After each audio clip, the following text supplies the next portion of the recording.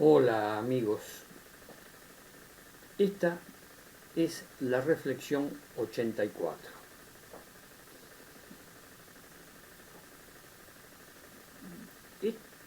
Este video va a tener tres facetas o tres partes. Antes que nada, quiero aclarar que todas mis reflexiones son con un objetivo: investigar cómo somos los seres humanos, cómo somos los Homo sapiens, y en especial el comportamiento, cómo nos comportamos los Homo sapiens. Este es el objetivo de mis reflexiones. Para hacer esto me baso en distintas fuentes: en ciencias, en artes, en tecnologías y sobre todo en mis propias observaciones, en mis reflexiones, que como dije tiene distintas fuentes. Una de ellas es mi propia observación de la realidad. Como investigo mucho al Homo sapiens desde nuestros ancestros homínidos, la paleoantropología, esta investigación es larga y profunda. Hace años que estoy con esta temática. Es averiguar en lo profundo cómo somos los seres humanos. Para hacer esto, tomo en cuenta lo que yo llamo el modo de pensamiento multilateral. Esto significa que enfoco a nosotros, los seres humanos, los Homo sapiens, desde distintos campos. Por eso que mis análisis no son solo a partir de la psicología, de la antropología, de la sociología, de la paleoantropología, del arte, de la biología, de la cultura en general, o de la historia, por ejemplo. Yo tomo como campo y enfoque todos esos factores, no uno.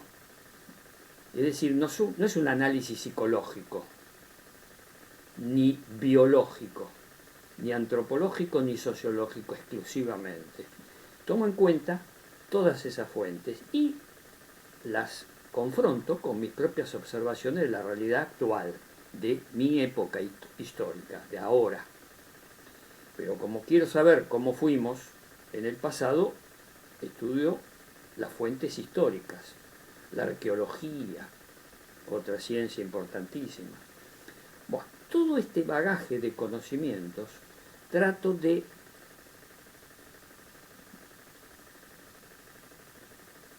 hacer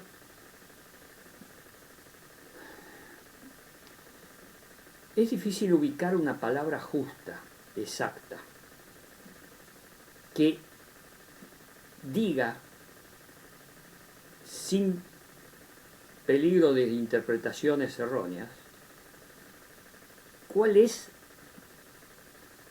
la metodología. Empecemos por ahí. Yo uso un método, el método del pensamiento multilateral, que es lo que dije todo lo que dije antes. Entonces, cuando utilizo esta metodología de pensamiento multilateral, me encuentro con problemas que se contradicen con el modo de pensamiento más generalizado, que es el pensamiento lineal, el pensamiento de causa-efecto, el pensamiento de un solo enfoque, el enfoque psicológico, el psicólogo. el enfoque sociológico, los sociólogos, por ejemplo. Y entonces se elaboran teorías sobre el comportamiento humano y sobre cómo somos los seres humanos desde un solo punto de vista, desde una sola mirada, desde un solo enfoque. Y ahí donde yo observo que se generan contradicciones, conflictos y problemas. Hago esta salvedad. Quiero completar el video anterior que yo denominé, lo nombré al video, el qué pasa. Y me planteaba lo que había sucedido el domingo pasado en la elección que hubo a presidente en la República de Ecuador, donde sorpresivamente ganó un candidato de derecha, neoliberal, que va a continuar con las políticas actuales neoliberales, que según encuestas estaban tan desprestigiadas. Entonces, ahí se plantea una paradoja. ¿Cómo puede ser? Si están desprestigiadas las políticas neoliberales, donde el actual presidente tiene una imagen positiva de menos de un dígito, completamente desprestigiada, y alguien que va a continuar esa misma política gana la elección. Bueno, empecé a profundizar con me había quedado en mi segunda conciencia flotando la duda. Empecé a investigar y empecé a descubrir datos. ¿Qué pasó? El anterior video era ¿qué pasa? Bueno, ahora digo ¿qué pasó? Descubrí qué pasó. En realidad, si se hubieran juntado los votos de todos los partidos y sectores de izquierda, llamémoslo de izquierda, en contra al neoliberalismo, o sea, todos los que decían que el actual presidente neoliberal tiene una imagen muy negativa, bueno, si se hubieran juntado los que pensaban distinto, la izquierda, concretamente los partidos de izquierda, hubieran sumado un 66%, un 70% de los votos y hubieran ganado la elección. Entonces, ¿qué pasó? Bueno, pasó que hubo de 15, 16 millones más o menos de electores, 1.670.000 aproximadamente, que votaron. Fíjense ustedes, era un balotaje en castellano. Es una opción entre uno u otro, entre dos. Votaron. Yo había pensado, antes de analizarlo en profundidad, los datos, de tener los datos más completos, había pensado que habían votado al candidato de derecha. Bueno, algunos habrán votado al candidato de derecha, que ganó. Pero ese 1.670.000 y pico de mil votos, votaron con un voto nulo. Anularon el voto. Habrán puesto leyendas, cosas, bueno, anularon el voto. Como expresión de protesta. Y la protesta era de izquierda. Eran dos partidos de izquierda, entre ellos un partido de indigenista, de indígenas, que son de izquierda, y que paradójicamente en la campaña electoral su principal fuerte de crítica era el candidato de izquierda, el que salió segundo en el balotaje. Otra paradoja. Izquierda criticando a otra izquierda. Y el otro partido, también de izquierda, hizo lo mismo, criticando al candidato que en el balotaje representaba a la izquierda. Es decir, tres sectores de izquierda,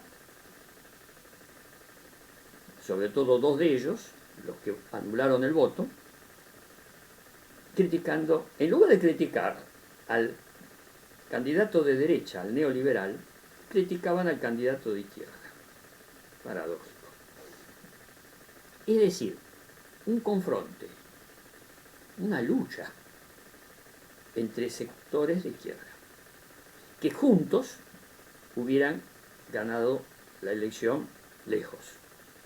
No, se anularon mutuamente, era una palabra. Esto me hace recordar a un libro recordado, casi diría olvidado, de Lenin. Lenin, uno de los ejecutores de la Revolución Rusa de 1917, el principal ejecutor junto con Trotsky. Lenin tiene un libro que se llama El izquierdismo, enfermedad infantil del comunismo, en el cual expresa que estas posiciones de izquierda, de extrema izquierda, impedían el proceso revolucionario. Bueno, no voy a entrar en el análisis del libro, el que le interese que lo lea. Bueno, este pensador, Lenin, que además de teórico fue práctico, porque participó de la revolución, era teórico y práctico. Lo mismo que Trotsky. Trotsky también era teórico y práctico. También hizo. Pero además Trotsky era un crítico de arte, era un intelectual bastante amplio en sus campos de acción intelectual. Un crítico de arte importante, de literatura, bueno, era un complemento. En realidad, estos tres, Marx, Lenin y Trotsky, se complementan a formar una izquierda. Un modo de pensamiento de izquierda. Bueno, menciono el libro de Trotsky, de Lenin, El izquierdismo, enfermedad infantil del comunismo, en el cual esboza el extremo a que podía llegarse y que iba a impedir. Bueno, llevado esto a lo que pasó en Ecuador, es eso. Dos partidos de izquierda que se hicieron más de izquierda, indigenistas, planteando posiciones, y en el balotaje, en lugar de... Era una cosa que uno u otro. Eliminar el voto era favorecer a la derecha. ¿Qué querían? Que ganara la derecha. Evidentemente, en forma inconsciente, querían que ganara la derecha. No sé para qué.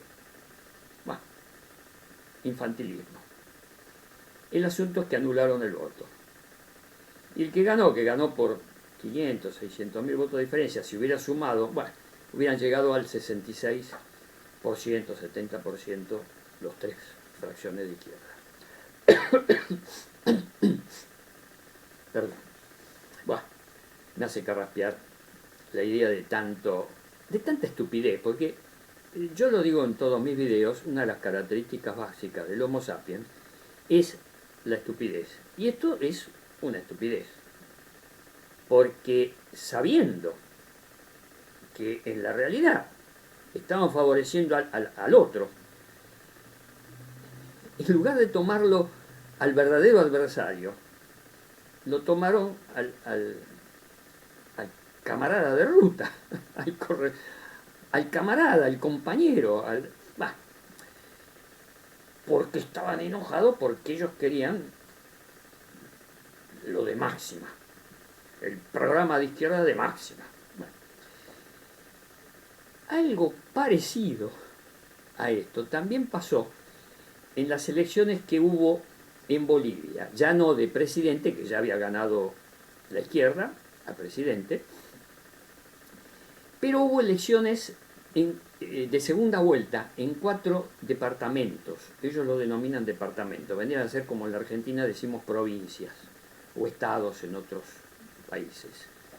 Provincias, regiones, en España, bueno, en Estados Unidos estados y en Argentina provincias. Bueno, en 4 provincias hubo segunda vuelta y pasó lo mismo. Sectores indígenas, otros sectores que se protestaban contra el MAS porque no tenía... Hay un caso de una importante que fue senadora del MAS, que la expulsaron porque aceptó durante el periodo del 2019-2020 del golpe de Estado. Ella estuvo en el Parlamento. Bueno, concretamente la separaron y entonces ella fue por su lado, se presentó por su lado, le restó votos al MAS, obviamente, y en ese departamento, La Paz, perdió y ganó un candidato de derecha. Lo más paradójico, que en uno de los departamentos, Santa Cruz de la Sierra, uno de los departamentos que es importante, pues industrial, y ganó. También la izquierda fue fraccionada, se separaron sectores del MAS, que había ganado las elecciones presidenciales, pero porque no estaban de acuerdo, bueno, desacuerdos de mínima, que favorecen al verdadero adversario. Era un balotaje, había que elegir entre uno u otro, ahí no había que fraccionarse. Bueno, se fraccionaron.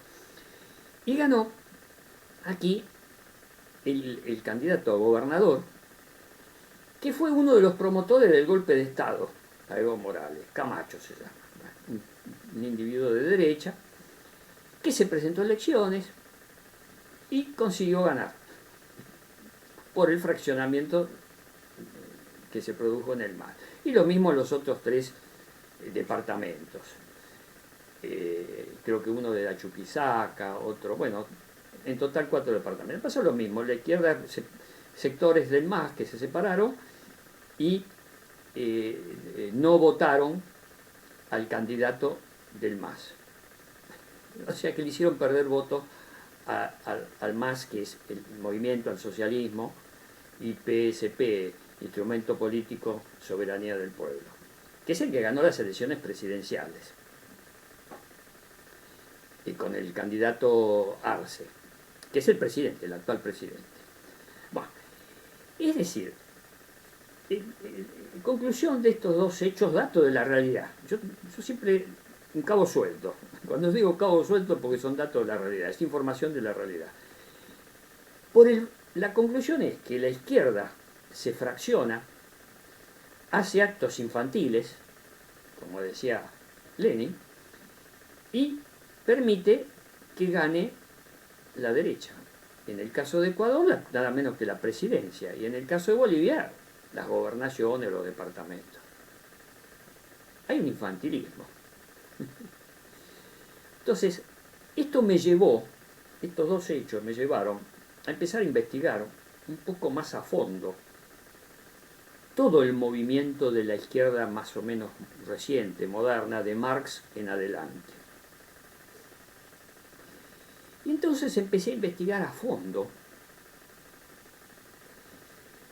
la Revolución Rusa de 1917, a fondo. Ya antes estaba investigando la Revolución Francesa, y continúo investigando la Revolución Francesa de 1789 a fondo, sobre todo el periodo de 1789 a 1795, lo que pasó después, las revoluciones de 1830, 1848 y finalmente 1871 con la Comuna de París. Bueno, investigué todo ese siglo de la Revolución Francesa y sus secuelas. Después me metí con la Revolución Rusa de 1917. Y ahora estoy investigando también a fondo, con distintas fuentes históricas, de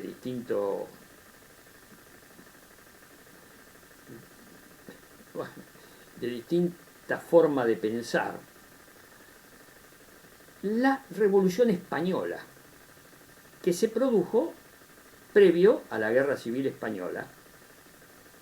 La Revolución Española empezó en 1931 con un plebiscito donde se derrocó la monarquía y empezó la República Española. De 1931 hasta 1936, ahí en 1936 comienza la rebelión de Franco, del fascismo, y la Guerra Civil del 36 al 39, donde finalmente el fascismo derrota a la República. Entonces lo que estoy investigando a fondo es el proceso de la República de 1931 con la caída de la monarquía hasta 1936, donde comienza el golpe de Franco y la Guerra Civil. Y continúa la República, bueno, todo ese proceso. Vamos a denominarlo la Revolución Española.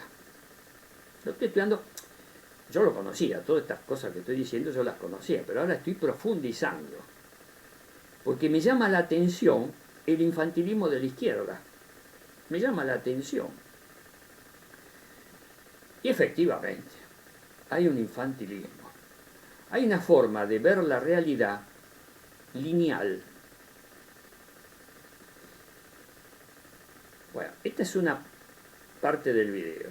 Bueno, la primera parte fue completar el análisis del anterior video, donde el qué pasa de lo que pasó en Ecuador. La primera parte del video dije mi metodología cuál es, una síntesis.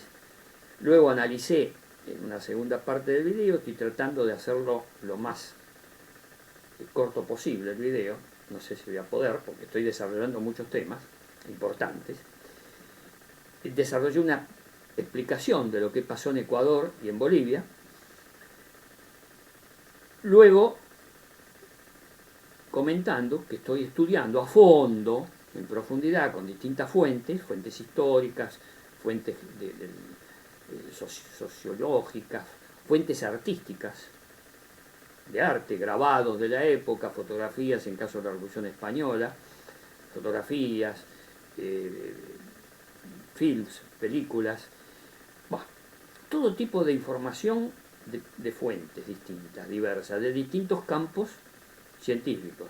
Mi metodología es tomar información de distintos campos y después sacar mis propias conclusiones. Bueno, estoy explicando que en esta tercera parte del video estoy viendo los problemas de las izquierdas desde Marx en adelante. No vamos a ir más atrás de Marx en la historia porque también había izquierdas, pero eran de otra forma. Pero sí, voy a introducirlo, pero como otra manera de pensar. Como yo uso el pensamiento, el modo pensamiento multilateral, yo analizo los hechos, los datos, la información, no en forma lineal. Y aquí lo voy a decir claramente, del marxismo en adelante, la izquierda en general, hace análisis lineales, usando el método dialéctico, que es un método importante, pero es un método de pensamiento lineal. ¿Por qué lineal? La base del marxismo es el estudio, el análisis sociológico del capitalismo, y que el capitalismo produce, para que funcione el capitalismo, produce a una clase social que es el proletariado. Ahí se produce una contradicción, un conflicto de clases entre el capitalismo, que es burguesía, los ricos, y el proletariado, los pobres. Ya voy introduciendo dos conceptos que voy a analizar a continuación: ricos y pobres. Y entonces el marxismo genera con el método dialéctico la lucha de clases, de esos dos elementos contradictorios. Burguesía por un lado, capitalismo, capitalista, proletariado, obreros por el otro. Eso genera una lucha para producir la síntesis dialéctica de esos dos elementos antitéticos, contradictorios, la síntesis, la lucha de clases. Y toda la investigación y la elaboración social, económica y política del marxismo en adelante, y de las izquierdas marxistas, leninistas, trotskistas, etc., son variaciones dentro de ese esquema dialéctico. De esto no cabe ninguna duda. Yo escucho a un trotskista, es dialéctico. Escucho a un leninista, a secas, es dialéctico. Leo a Marx, a Lenin y a Trotsky y utilizan metodologías dialécticas. Y un elemento sociológico que es lo que se denomina el materialismo histórico. Y hacen análisis históricos de forma dialéctica. Esa es lo que dicen, así entiendo yo. Lo dicen con palabras. Somos materialistas históricos, somos dialécticos, utilizamos la dialéctica. Nunca dicen, usamos otro método, no, el dialéctico. Yo estoy diciendo en mis reflexiones, son reflexiones, las reflexiones entran del campo de la opinión. Yo estoy reflexionando, estoy tomando datos de la realidad y saco mis conclusiones. Yo tengo un pensamiento independiente. Entonces, y utilizo el modo de pensamiento multilateral. Para mí, analizar los hechos históricos, analizarlos en forma dialéctica, es un método, un modo de pensamiento lineal. Para mí es acotado, está limitado. Para mí, en mi modo de pensamiento, en mi reflexión, esa forma de encarar los datos es, voy a usar una palabra fuerte, es dogmático. Se produce el dogma. Esto es así y es así. Entonces, de Marx, Lenin, Trotsky, todas las izquierdas, con sus variaciones, tienen un modo de pensamiento dogmático. Es mi reflexión, yo lo veo así, es dogmático, que se asemeja al modo de pensamiento de las religiones. Las religiones también son dogmáticas. El catolicismo es dogmático. Se basa en los evangelios del Nuevo Testamento y algunas cosas del Viejo Testamento, del Antiguo Testamento. La religión judía es dogmática, se basa principalmente, bueno, se basa en el Antiguo Testamento, no descarta el Nuevo Testamento, lo rechaza, no, el judaísmo. Y los musulmanes, la religión musulmana se basa en el Antiguo Testamento, en el Corán y las enseñanzas de Mahoma, de los profetas, en adelante. Las religiones son dogmáticas. En otro video analizo, en el video donde hablo del modo de pensamiento positivo, el tú puedes, bueno, en ese video analizo el origen de ese pensamiento que se basa en el calvinismo y yo lo asocio con formas de pensar de Oriente. Bueno, son formas de pensar dogmáticas. En el calvinismo, la meritocracia, el individualismo y el capitalismo. Bueno, pido disculpas, tengo la garganta atosigada porque estos temas que estoy narrando me producen carraspera, porque el pensamiento dogmático me da la idea, en mi reflexión, en mi forma de opinar, de pensar, es sistemas cerrados, dogma, esto es así, y esto es así, y es así, se analiza todo así. Y yo soy partidario de una mente más abierta, contemplando otros factores. Y aquí viene el problema. A raíz de esta carraspera que tengo, lo voy a hacer más breve este video, porque voy a tener que tomar ahí. No quiero cortarlo el video, quiero seguir. Si no tengo más remedio voy a cortarlo y continuarlo a posteriori, pero quiero seguirlo. Me estoy atosigando, porque yo soy diferente, yo tengo una mente abierta. Mi forma de pensar es más, no es dogmática, vamos a partir de esa base, no sigo ningún dogma, sigo un solo axioma. Se podría decir un dogma, que es ético. Lo vengo repitiendo siempre en todas mis videos. Mi axioma, mi dogma, si quieren, lo podríamos decir, mi doctrina, mi sistema, mi dogma, yo lo llamo axioma.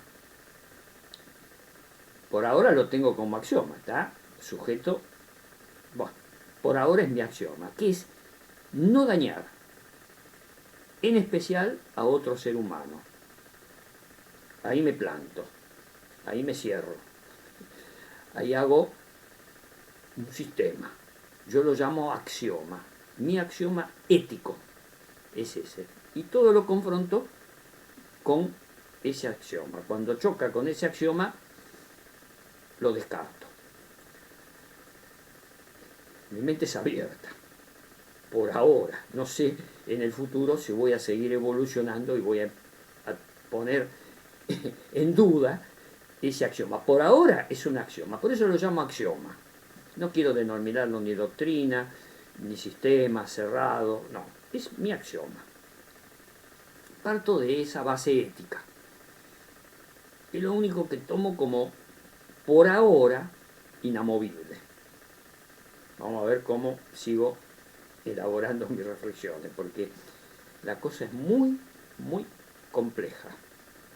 Iba a decir muy peliaguda. Acá en la Argentina, peliaguda decimos una cosa muy compleja, complicada, difícil. Y es así, es muy complicado. Vuelvo a... Se van a molestar, yo sé que se están molestando porque me están haciendo algunas observaciones. La izquierda, en general, los marxistas en particular, estoy haciendo una crítica.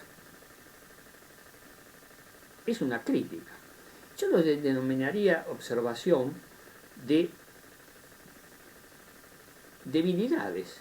Porque, bueno, ahora voy al meollo de este video. El meollo de este video, y sería la tercera parte. Si uno ve la historia, analiza la historia, vamos a la historia. No me quiero ir a la prehistoria ni a los homínidos ancestrales, vamos a la historia desde que comenzó a través de la arqueología, de los restos arqueológicos y de la escritura. Quizá un poquito antes del invento de la escritura, vamos a ponerle 3000 años antes de nuestra era, los primeros restos de escrituras primitivas, los sumerios, los acadios, las escrituras, los jeroglíficos egipcios, las escrituras, bueno, todo lo que mencionan videos anteriores. No voy a hacer historia muy precisa de esto. Desde allí, del invento de la escritura para acá. Antes de la escritura estaba la arqueología, los objetos que se encuentran, y no quiero hablar de los restos fósiles, que sería ya ir más para atrás, los homínidos. Pero vamos a la arqueología, los objetos, cerámicas, herramientas, etc. Vamos a la escritura, donde se constata, en escrituras, por ejemplo, que se hacían en vasijas de barro, los jeroglíficos, las inscripciones cuneiformes de los sumerios, bueno, todos los tipos de escritura en distintas formas, los papiros después, las pieles de cabras, por ejemplo, donde ahí se ponía ya con tintes se escribía con plumas o con plumas de ganso o de cualquier otra ave, o con estiletes, o con huesitos, bueno, con lo que fuere, tinta, se ponían los papiros, bueno, todos los métodos que interese profundizar, que investigue los métodos de escritura, en general. Desde la escritura, vamos a calcular de 3000 años antes de nuestra era, hasta ahora, son 5000 años. En estos 5000 años hay constancias escritas de lo que yo denomino, básicamente, ricos y pobres. Ricos los que tenían bienes, pobres los que no tenían bienes o escasos bienes. Ricos y pobres. Ya no estoy hablando de capitalismo, que es mucho más moderno, ni nada. Estoy hablando de ricos y pobres. Hace 5000 años que por la escritura, las escrituras me refiero a las constancias escritas, no a las escrituras religiosas del Antiguo y Nuevo Testamento. Me refiero a la escritura en constancias, en papiros, en vasijas de barro, etcétera, etcétera, etcétera. O sea, en estos últimos 5000 años, por constancias escritas, se sabe que había ricos y pobres, estructuras de poder, generalmente reyes, personajes con mucho poder, reyes, y que se rodeaban de cortesanos, personas que estaban alrededor del rey.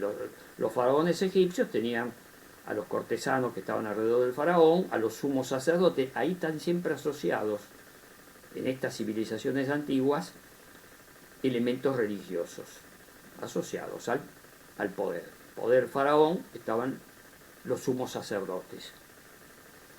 En las antiguas civilizaciones, Sumeria, Acadia, bueno, todas los hititas, los babilonios, etcétera, etcétera, siempre había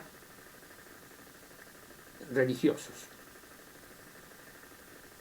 asociados al rey, a las monarquías y a los cortesanos, los que estaban alrededor de las cortes. En todas las civilizaciones, y si venimos más para el presente, los griegos, los romanos, estaban siempre los sumos sacerdotes al lado. En los romanos, bueno, se hacían rituales. Bueno, había una asociación entre el poder político detentado por monarcas y sus cortesanos ricos y el poder religioso detentado por los que hacían las prácticas religiosas respectivas en las distintas épocas históricas. Bueno, lo que estaban alrededor de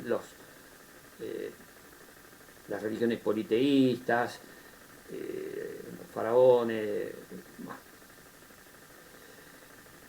historia. Por eso que es importante estudiar historia. Por lo menos a grandes rasgos, saber los grandes hechos históricos. Yo estoy simplificando. Monarcas, cortesanos, ricos. Por el otro lado, los pobres. En las antiguas civilizaciones, la mayoría eran los esclavos. Gente que trabajaba en forma manual para los ricos. Los ricos no trabajaban.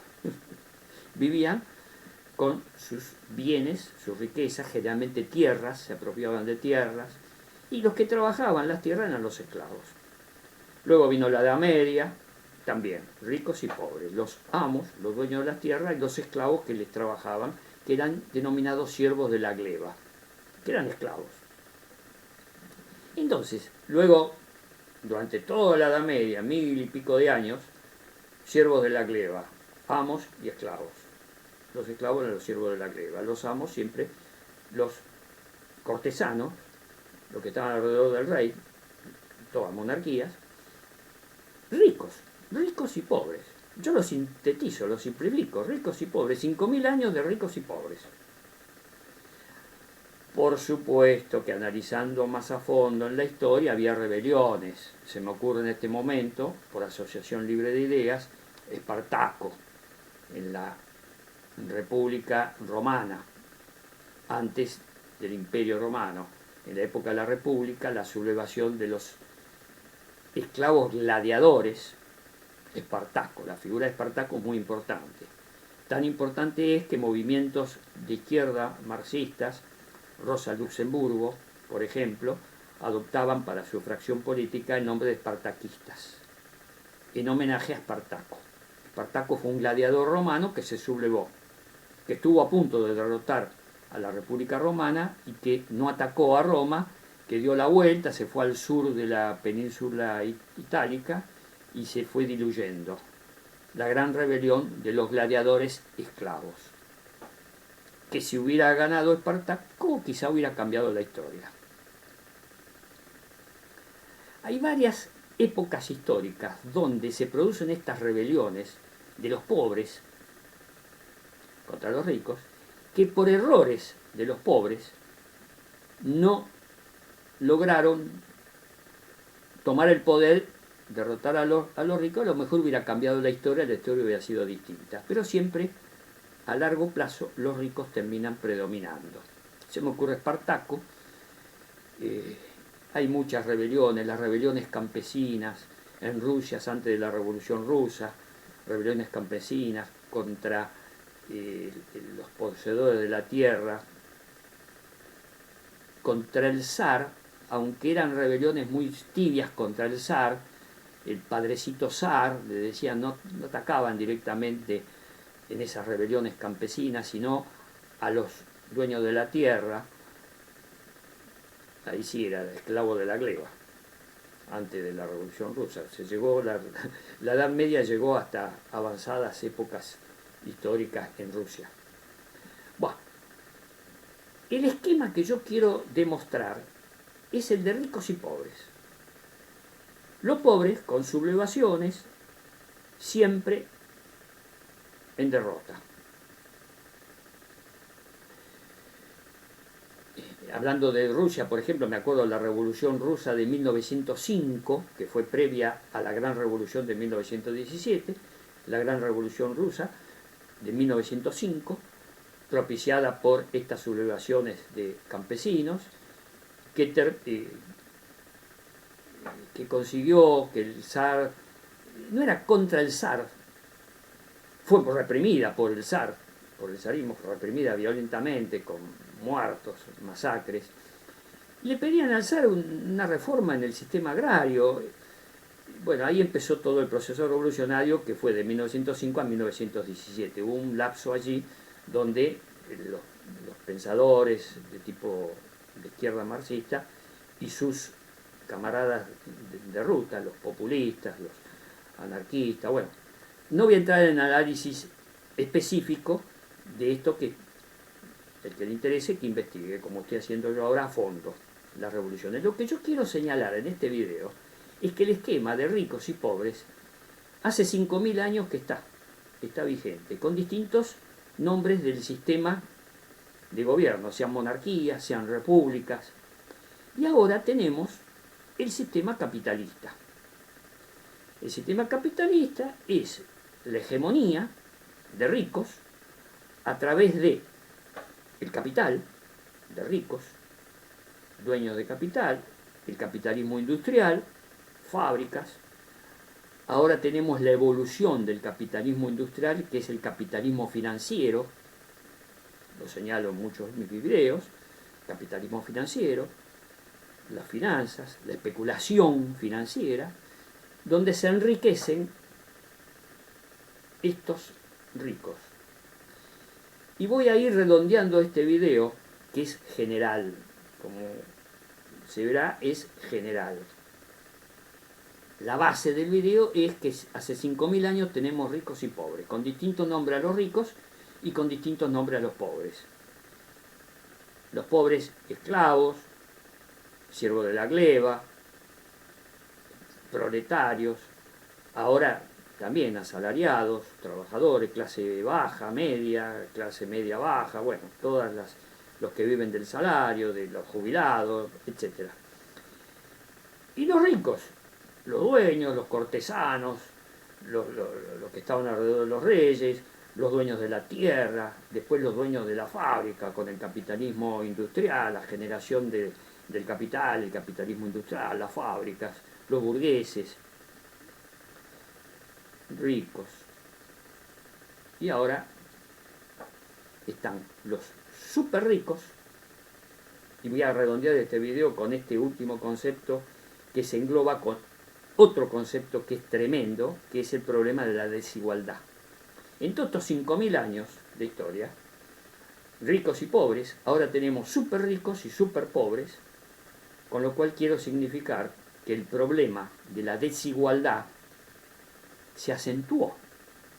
Es mucho más desigual la sociedad actual, con un hipercapitalismo financiero, especulativo. Y voy a redondear el video con esto. Estos súper ricos, de acuerdo a datos concretos, cabos sueltos, verificables, la revista Forbes es una revista que analiza los súper ricos, la fortuna de los súper ricos. ¿Qué dice? Se puede ver por internet, cualquiera puede investigar, revista Forbes, buscar los datos que yo voy a dar ahora a grandes rasgos. No voy a precisar exactamente con las cifras. Durante la pandemia, en el año 2020, los súper ricos multiplicaron por 10 y por 20 sus fortunas. En gran parte fortunas con objetos reales, industriales, fábricas, y también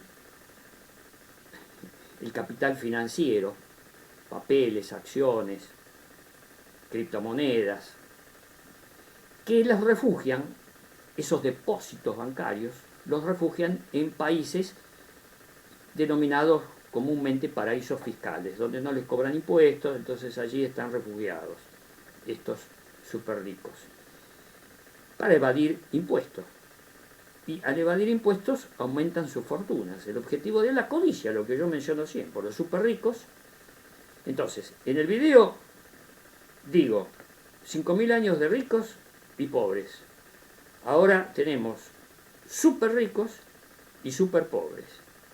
Y en el año 2020, de acuerdo a la revista Forbes, súper ricos que multiplicaron por 10 y por 20 sus fortunas, por ejemplo, el hombre más rico del mundo,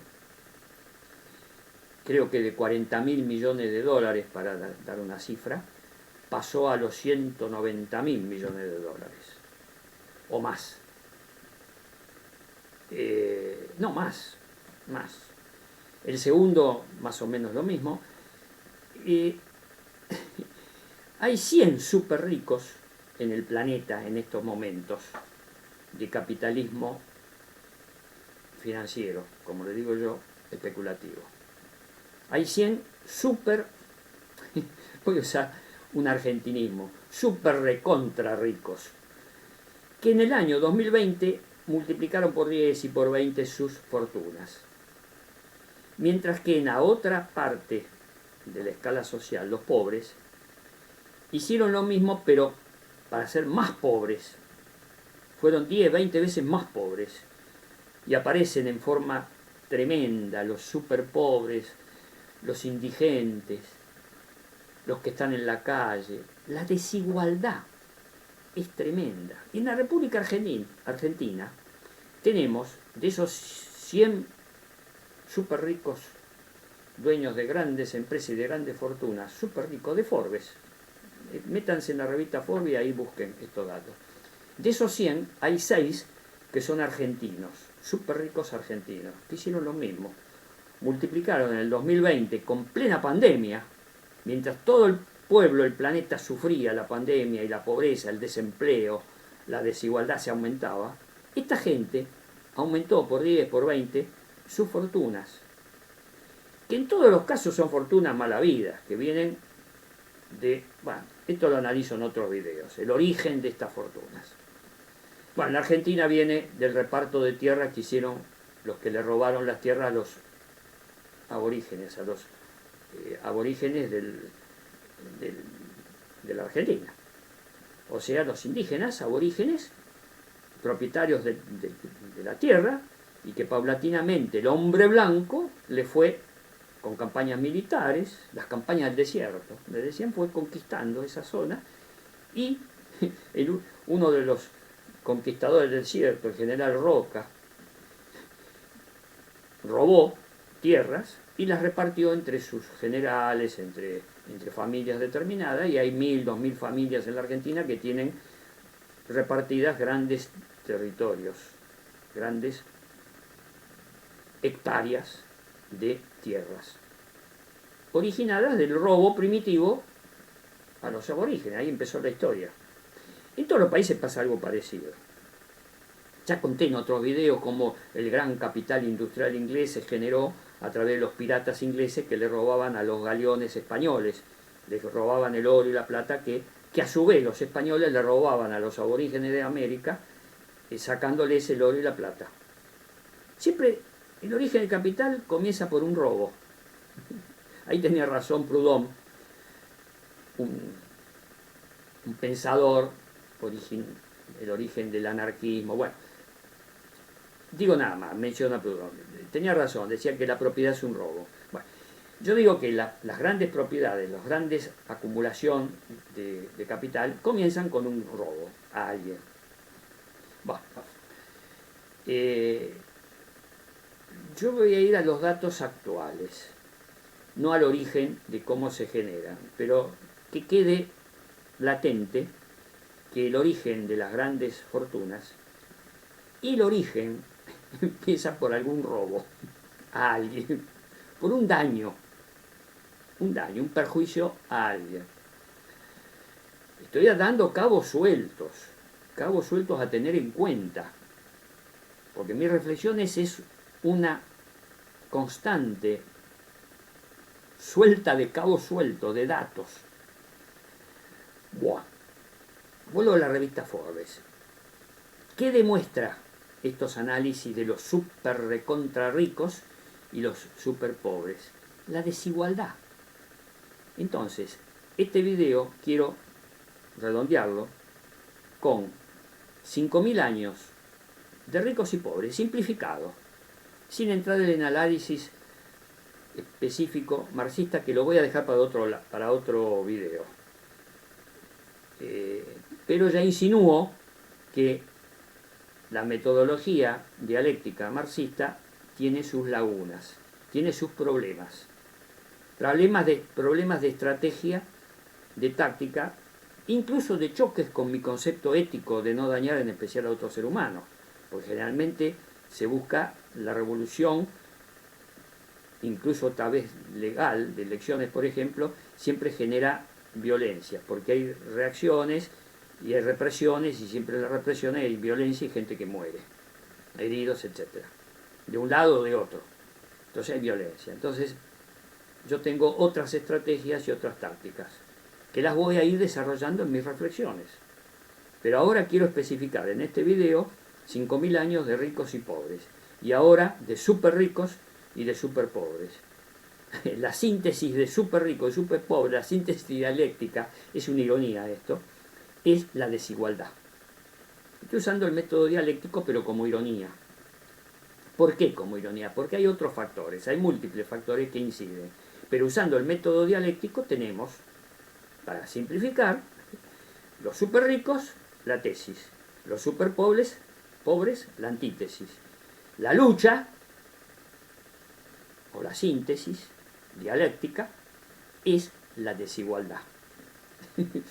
Estoy usando un método dialéctico que luego en otros videos voy a ir a hacer una crítica de esto, porque es una simplificación.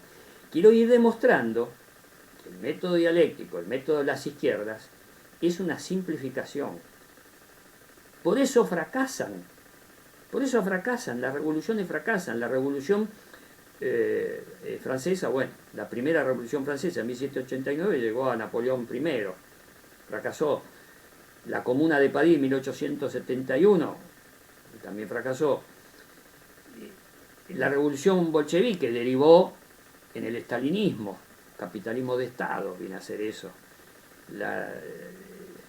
Trotsky se tuvo que exilar, después Stalin terminó matándolo, ordenando que se lo matara a Trotsky. ¿Qué hubiera pasado si en lugar, como continuador de Lenin hubiera sido Trotsky, no Stalin? Hubiera cambiado la historia. Ahí hubiera producido otro, si hubiera ganado Espartaco, si hubiera ganado Trotsky en lugar de Stalin, hubiera sido otra la historia. Bueno, pero no ganó Trotsky. Fue mucho más astuto y maligno Stalin, que Stalin suprimió a todos los originarios revolucionarios, a todos los revolucionarios de 1917 y 1920. Si hubiera estado Lenin vivo, bueno, ahí está. Si Lenin no se hubiera muerto, que murió víctima también de un atentado, tuvo un atentado, creo que fue una mujer que le disparó, lo hirió, y a consecuencia de esa herida tuvo problemas en el cerebro y que fue derivando, y finalmente en 1 año y medio, 2 años murió. Pero el origen de la enfermedad de Lenin fue el atentado ese. De una, creo que fue una mujer que disparó, que era infantilista de izquierda. Infantilista de izquierda. Creo que era de las organizaciones socialistas revolucionarios, que era una extrema izquierda. Bah. Y ahí al final murió Lenin. Doy datos históricos. Y fracasó después, porque vino Stalin y liquidó a los revolucionarios reales. A Trotsky, el principal, tuvo que exilarse y finalmente lo mató. Lo mismo pasó en la Revolución Mexicana de 1910, que originariamente era muy interesante lo que planteaba, el reparto de la tierra, reformas agrarias. Bueno, se diluye todo eso y terminan ganando los ricos. La Revolución Española, que yo ahora estoy investigando a fondo, y bueno, también por excesos de izquierdismo, excesos infantiles. Ahí me estoy dando cuenta unos panfletos de Durruti que yo no sabía, lo estoy investigando ahora, donde decía cosas que a mí no me gustan. En ese panfleto de Durruti, los amigos, hablaba del fusilamiento. Bueno, a mí el fusilamiento es violencia, a mí no me gusta eso, no sabía de qué estaba ese panfleto. Al final terminó también muerto Durruti. Bueno, violencia con violencia. Bueno, y fracasó. Después vino Franco, 40 años, 39 años de dictadura franquista de extrema derecha. Fracasa. Entonces, muchachos, izquierdas, la realidad es que en sus estrategias de revolución, como la plantean, fracasan. Háganme las críticas que quieran, pero la realidad es esa. Hasta ahora esa estrategia fracasa. Yo tengo otra forma de ver porque mi modo de pensamiento es multilateral y lo voy a ir desarrollando en sucesivos videos. Lo que quiero concluir este video con este concepto. 5.000 años de historia subyacente, ricos y pobres, y eso no se cambió. Todos los intentos que hubo para cambiar ese esquema básico, ricos y pobres, llamémoslo como fuere, está terminando en los súper ricos y súper pobres. Y en una desigualdad tremenda, tremenda.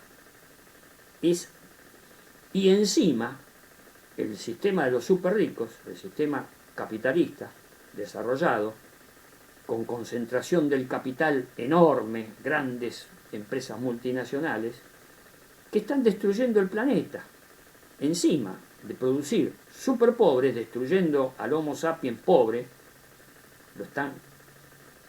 cada vez hay más super pobres, están destruyendo el planeta, están aumentando el calentamiento global con las emanaciones de gases a la atmósfera, por el esquema industrialista, mal hecho, mal organizado, el fracking, el rompimiento, bueno, lo que digo en todos mis videos, el rompimiento de las placas geológicas para buscar petróleo, por codicia, por afán de lucro.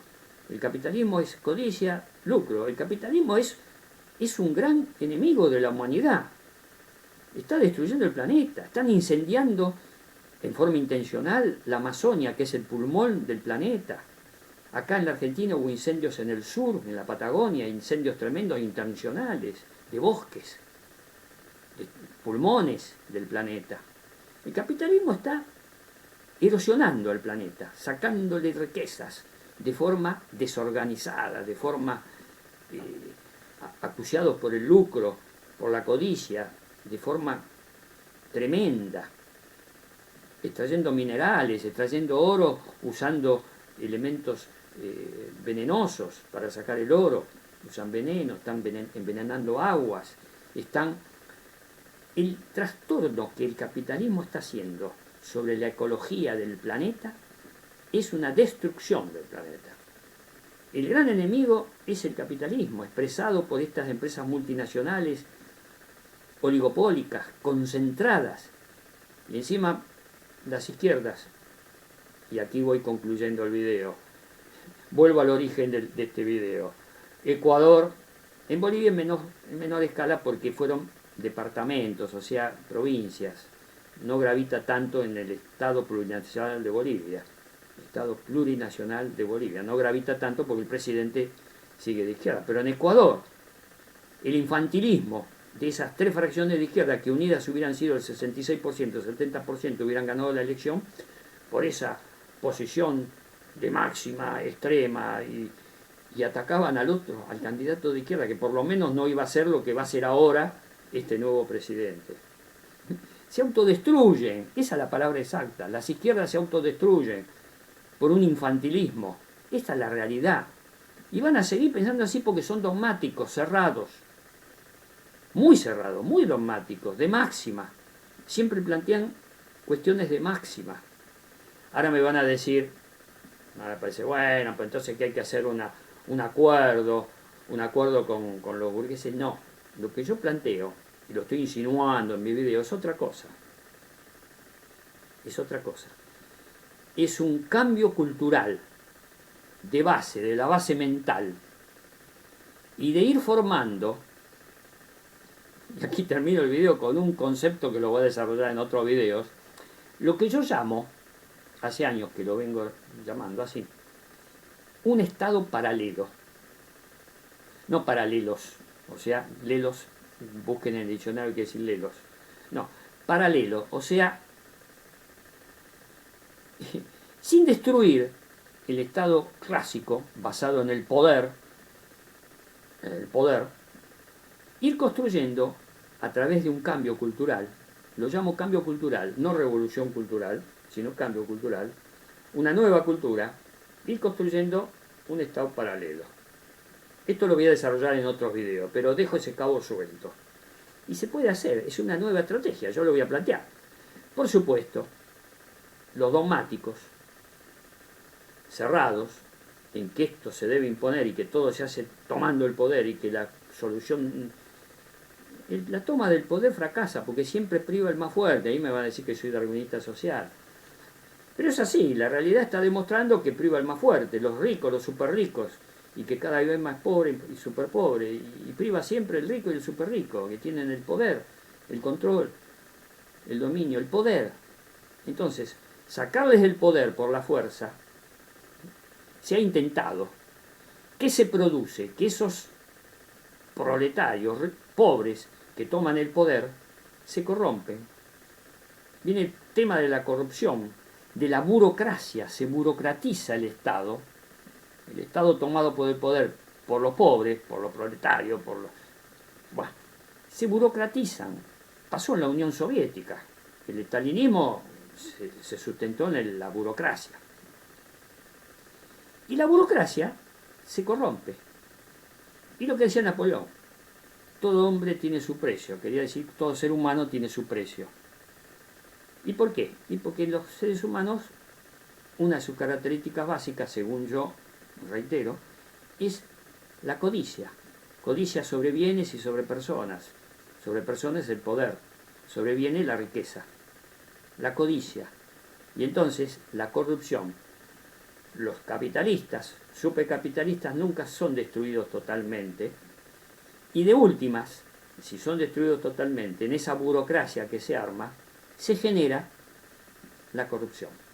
Y a través de la corrupción se vuelve a formar lo que un yugoslavo hace muchos años llamaba la nueva clase de los burócratas. La nueva clase tenía un libro, ahora tengo el nombre en la punta de la lengua, el nombre del autor de la nueva clase, bueno, que investigó a la nueva clase de la burocracia en Yugoslavia.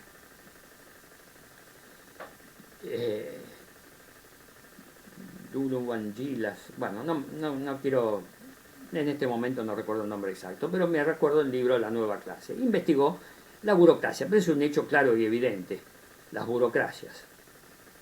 Se forma la burocracia y dentro de la burocracia está la corrupción.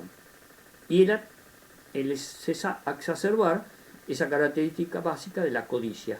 Y vuelve a comenzar el ciclo. Los codiciosos, la prueba está. ¿Quiénes son los nuevos capitalistas dentro de la ex Unión Soviética, lo que es la actual Rusia? Los administradores de las empresas estatales tomaron el control y el poder y se robaron con corrupción y ahora son los nuevos ricos. En China está pasando algo parecido. La principal fortuna de China, de súper rico, es un chino de una empresa que antes era estatal. Bueno, el tema de la burocracia yo lo voy a estudiar a fondo en otro video, pero doy el cabo suelto. Se toma el poder, empieza a actuar la codicia de los burócratas y los burócratas se transforman en capitalistas, nuevos capitalistas, van acumulando y son nuevos súper ricos. Investiguen, hay súper ricos en Rusia y hay súper ricos en China. Son datos de la realidad. Vean la revista Forbes, ahí van a aparecer, están los datos. En China hay un súper rico que es impresionante la fortuna que tiene. Es chino. Buah. Yo con mis cabos sueltos doy mucha información verificada. Y en realidad me río, hago gestos. Es tragicómico. ¿Por qué? Porque volvamos al viejito Nietzsche, cuando hablaba de que la historia, bueno, es un rulo, se repite, y algo de eso hay. Este muchacho Nietzsche estaba viendo, no solo Nietzsche, hay otros pensadores que hablan de la repetición, de las historias se repiten, y son datos de la realidad. Sigue habiendo ricos y pobres. En 5.000 años de historia, ricos y pobres. Ahora tenemos súper ricos y súper pobres. Bueno, todo lo que dije en este video son cabos sueltos. Estáis dando muchos datos, ¿eh? Esto último que dije de los súper ricos en Rusia y en China, Es un dato para investigar, busquen, busquen. Y doy el último dato, porque si no, no voy a hacer muy largo este video. El último dato de los súper ricos y súper pobres, el último dato. La lucha geopolítica entre Estados Unidos, Norteamérica y China. La revolución tecnológica, el 4G, la cuarta generación en teléfonos celulares y la telefonía de comunicaciones celular, el 4G. Ahora estamos luchando esos dos colosos, Estados Unidos, Norteamérica y China, por el 5G. Porque apareció el 5G, los chinos están con su tecnología, se estaban apoderando del mercado planetario con el 5G y ahí vino la lucha, protestó Trump y ahora Biden está haciendo lo mismo. Bueno, va a seguir esa lucha geopolítica. Ahora tenemos una super lucha con superpoderes estatales. Pero qué paradoja entre dos naciones súper ricas, porque Estados Unidos, Norteamérica y China son súper ricas, naciones súper ricas. Si aplicamos la dialéctica marxista, tenemos una nación súper rica que produjo otra nación súper rica. La síntesis, la geopolítica es la lucha entre dos naciones, lucha de clases, pero son dos súper ricos. Qué paradoja, ¿no? Dos naciones súper ricas luchando entre sí. Lo cual es un cabo suelto es una prueba de la realidad. No me lo va a discutir nadie, no va a venir ningún marxista y va a decir, no, pero eso es un... No. La antítesis de una nación súper rica no es una nación súper pobre. En esta elaboración dialéctica y de lucha geopolítica, la antítesis de una nación rica es otra nación rica. Claro, me van a decir, bueno, pero hay una tesis, una síntesis, hay una lucha. Sí, pero entre dos súper ricos, en un mismo nivel. Es una super lucha en un super nivel de súper ricos naciones. Fíjense ustedes, haciendo análisis con el pensamiento multilateral, hasta dónde llegamos. Y no quiero seguir porque si me doy manija con mi asociación libre de ideas, voy a hacer un video que va a durar horas, porque esto tiene para muchos videos siguientes. Yo sigo en mis reflexiones, los míos son reflexiones, y que nadie me puede discutir que hay una lucha geopolítica entre dos colosos de naciones, ambos súper ricos. Es más, doy un dato, la clase media en China está aumentando, porque hay más bienes, hay más gente que accede a esos bienes y está aumentando la clase media en China. Casi están desterrando a los superpobres, casi en China no hay superpobres. Ojo, están haciendo un capitalismo sui generis o sui generis, muy especial. Es muy raro el proceso en China. Algún día lo voy a analizar lo que está pasando en China. Ahora estoy estudiando los orígenes de las izquierdas con estas revoluciones y estos que ya estoy en sus finales, porque ya estoy investigando. Bueno, lo que dije antes, no repito. El que le interesa ver qué dije, que rebobine el video, que haga una pausa y vuelva para atrás y lo revea. Rever los videos que estoy haciendo yo últimamente va a ser interesante, porque no voy a repetir cabos sueltos. Y es una cosecha de cabos sueltos y de datos y de pistas muy importantes. Acabo de decir una recién que no la voy a repetir, pero muy importante, recién. Hace poquitos, 2 minutos, 1 minuto y pico, di una pista que rebobinen, de una pista muy importante. Bueno amigos, quiero concluir este video donde no sé el título que le voy a poner a este video, pero es un conjunto de cabos sueltos muy importantes. Quizá lo denomine ricos y pobres constantes. Y dejo En la descripción voy a poner, ahora están los super ricos y los super pobres. Y un cabo suelto, las supernaciones ricas y las supernaciones ricas. En confronte dialéctico.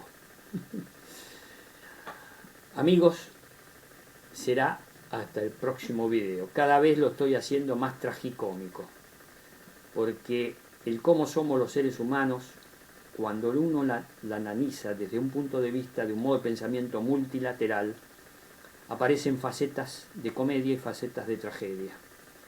La de tragedia es la tremenda desigualdad que se está produciendo. Tremenda. Aumentada ahora con la pandemia. Y la lucha entre las naciones por acaparar, por codicia, muchas más vacunas de las que necesitan. Esto lo digo en videos anteriores. Quiero concluir este video con... Hay un cúmulo en este video de cabos sueltos, de datos, que cualquiera los puede verificar. Amigos, será hasta el próximo video y me despido, como siempre, con mi clásica despedida. Me estoy poniendo un poco triste porque estoy pensando en la desigualdad. Y eso me pone mal, porque hay muchos datos que estoy viendo todos los días de sufrimiento que produce la desigualdad. Amigos, hasta el próximo video. Chao.